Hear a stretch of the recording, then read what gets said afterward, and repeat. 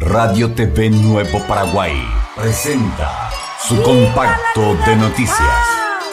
¡Viva Tecoyoyá! Damos inicio entonces en la noche de hoy a este primer conversatorio al que denominamos Integración Regional y Posibilidades de Democracia en el Paraguay. Este es un esfuerzo del partido, de nuestro partido, una serie de actividades a nivel prioritariamente para Asunción Central de los compañeros y compañeras y abierto al interior del Frente Guazú y más abriendo también a otros compañeros y compañeras, a otros compatriotas, de iniciar un proceso de formación. Un proceso de formación que requiere fundamentalmente el proceso que estamos viviendo en nuestro país, de lo que significó el golpe,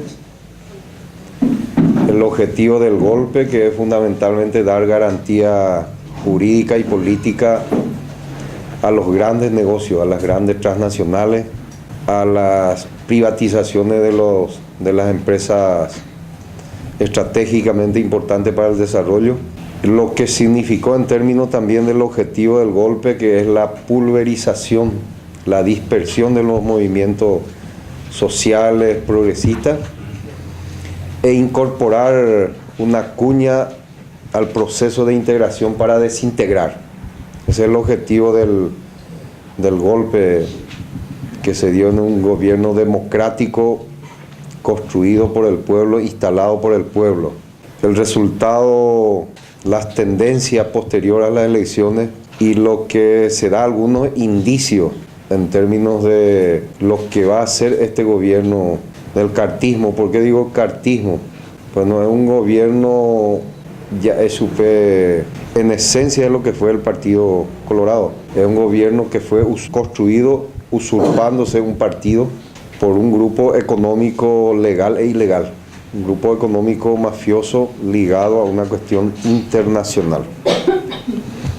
Entonces, algunos indicios es lo que se dio hace aproximadamente un mes, lo que va a ser la línea para las empresas del Estado. El tema de la privatización en la ANDE, ya se está dando elementos para tirar el anzuelo para la empresa, privatización de la empresa aeroportuaria, DINAC, y probablemente viene también el tema, la empresa INC y otros. Entonces, ¿qué requiere o qué requerimos como un instrumento político que disputa el poder, como el partido ligado en la construcción de unidad en el Frente Guazú y ampliado para los sectores democráticos que quieran identificarse para ir construyendo procesos de transformación en nuestro país? Requiere de conocer, internalizar en gran medida lo que significa la incorporación del capital en nuestro país. Y eso decía un compañero concepcionero, científicamente. Entonces necesitamos conocerle, en este caso, quiénes son los medios que utiliza el capital para conseguir y mantener el objetivo de acumular la ganancia, fundamentalmente con la transnacionalización de los grandes intereses, tener dividido al movimiento popular democrático progresista y generar un proceso de un elemento de desintegración en la región, en el Mercosur, la construcción de UNASUR y CELAC. Entonces requiere de parte de los militantes, en este caso de todos los compañeros y compañeras del partido que viene una experiencia de inserción y militancia en los movimientos sociales, y elevar el nivel de lucha a través de un partido que disputa en un proceso de construcción de unidad, mejor preparación. Y mejor preparación, y se ya prepara por allí cuál ya poner el instrumento de lucha. ¿Qué es lo que le preocupa a Estados Unidos? ¿Qué es lo que le preocupa a América Latina? ¿Por qué viene el golpe en Paraguay inclusive? Porque está habiendo un proceso de integración con autonomía, el chiste está en la palabra autonomía, con autonomía, con mayor independencia de Estados Unidos. A Estados Unidos no le preocupaba el Mercosur que fundaron Menem, Fernando Enrique Cardoso, Rodríguez y Lacalle, ¿no es cierto?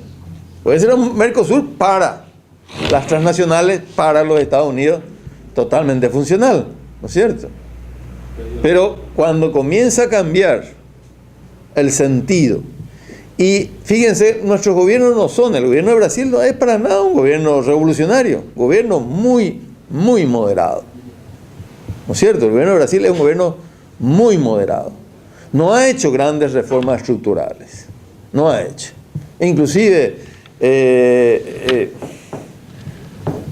el campo de las privatizaciones no ha recuperado, a diferencia sí de Venezuela, un poco Argentina, que es más reciente también. Al comienzo Argentina tampoco recuperó muchas empresas privatizadas, ¿no es cierto? Y en general muchos de nuestros países, Uruguay tampoco. O sea, no es un proceso que podemos decir radical, no es como la Revolución Cubana. La Revolución Cubana, lo que tenemos un poco más de años, o hemos leído aunque sea, la Revolución Cubana expropió todos los bienes de Estados Unidos, ¿no es cierto? Tuvo medidas radicales. Pero ¿qué le molesta entonces? Si es un proceso que podríamos decir hasta parecido a la socialdemocracia europea, cuando había el estado de bienestar que ya hemos hablado. No estoy diciendo que sea igual, pero hasta parecido en cuanto a las medidas económicas implementadas. No hay medidas revolucionarias, precisamente. Y una de las cosas que le preocupa, en mi opinión, y para entender y poder trazar política, es ese proceso de integración con autonomía. Eso les preocupa. En ese contexto de enfrentamiento que tiene Estados Unidos con el BRIC, con China, con Rusia, entonces su patio trasero, que es América Latina, lo está perdiendo, y ese patio trasero puede adherirse al BRIC, por ejemplo.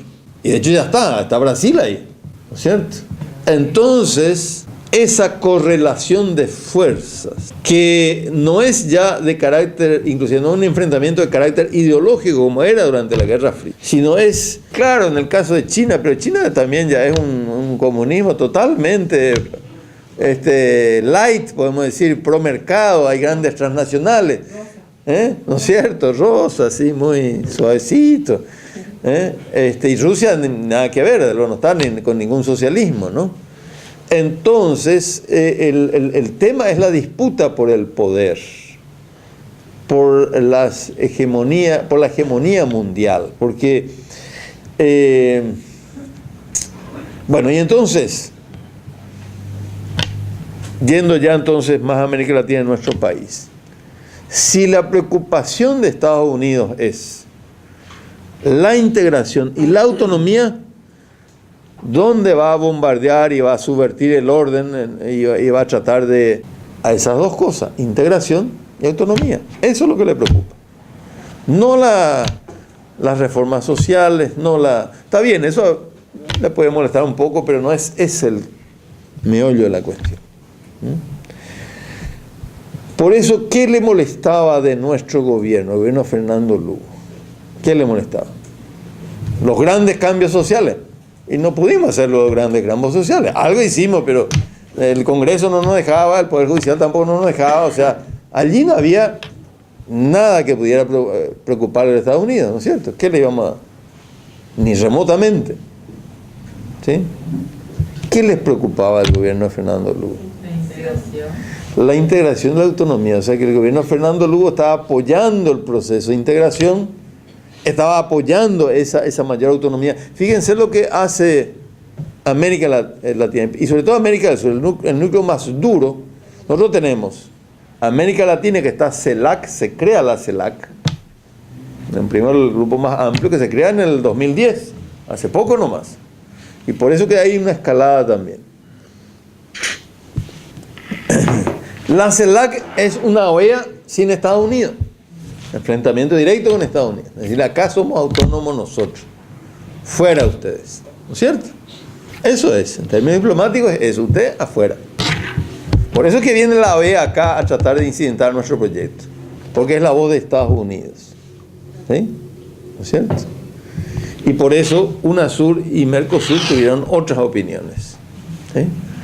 Entonces les preocupa la CELAC, les preocupa más todavía UNASUR, porque UNASUR, toda América del Sur, es donde, claro, de alguna manera Centroamérica, hay muchos gobiernos pro Estados Unidos en Centroamérica, ¿no? En Centroamérica, ¿cuál es el gobierno así progresista?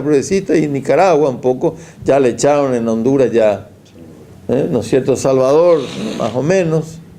Entonces no hay mucha preocupación. Desde luego está México ahí que está muy firme con Estados Unidos. Entonces la CELAC le preocupa mucho más UNASUR. Y UNASUR, fíjense qué iniciativas tomó. Y después, ¿y por qué Estados Unidos está tan enojado? El Banco del Sur. O sea, tratar de sustituir a la banca multilateral, Banco Mundial, Fondo Monetario, que fueron y siguen siendo los instrumentos de dominación. América Latina se toma la libertad de tratar de sustituirle al Fondo Monetario y al Banco Mundial y al BID y compañía. Podemos decir hasta es una provocación a los Estados Unidos. Pero ojo, fíjense que tener un banco multilateral que sea propiamente de América del Sur no es ninguna medida revolucionaria, es una medida quizás reformista, ¿no es cierto? Una medida reformista de que está muy bien y va a venir muy bien para el desarrollo, pero de las mismas empresas privadas de la región no se está nacionalizando la banca, no se está estatizando la banca, ¿no es cierto? Siguen los bancos extranjeros, no, pero ¿por qué lo del Banco del Sur es tan resistido por Estados Unidos? Porque está dentro de esa lógica que yo le expliqué de integración y autonomía, ¿sí? Y eso le preocupa. El Consejo de Defensa, fíjense lo que hace UNASUR, crea un Consejo de Defensa sin Estados Unidos, ¿no es cierto? Las Fuerzas Armadas de América del Sur, como digo que es el núcleo más duro, se reúnen para planificar militarmente. ¿Y quién es el enemigo? Estados Unidos.